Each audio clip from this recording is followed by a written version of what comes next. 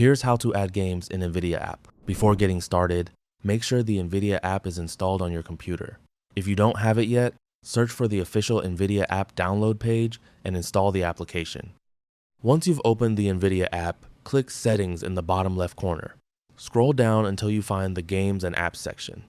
The first thing you should do is click Scan Now. This will search your computer for supported games and applications. After the scan is complete, click Graphics from the left-hand menu. Here, you'll see the games and applications that the NVIDIA App has detected. If your game isn't showing in the list, go back to Settings and scroll down to the Scan Location section. Click View and Modify to check which folders the NVIDIA App is scanning. Make sure the folder where your game is installed has been added to the list. Games are often installed on the C drive under the Program Files folder, and these locations may already be included by default.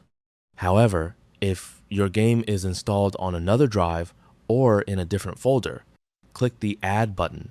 Find the drive or folder where your game is installed and select the folder you want the NVIDIA App to scan. Once you've added the correct location, close the window and run another scan by clicking Scan Now. If the game still doesn't appear, click View Supported Games and Applications.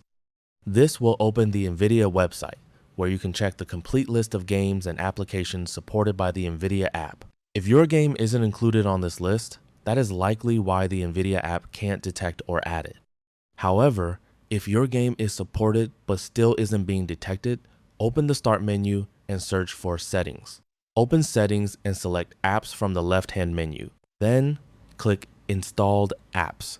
Use the search box and type NVIDIA.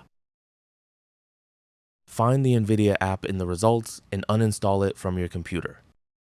Once the application has been removed, download and install the latest version of the NVIDIA app again. After reinstalling it, run another scan and check if your game now appears in the application. And that's it. That's all for this video. Thanks.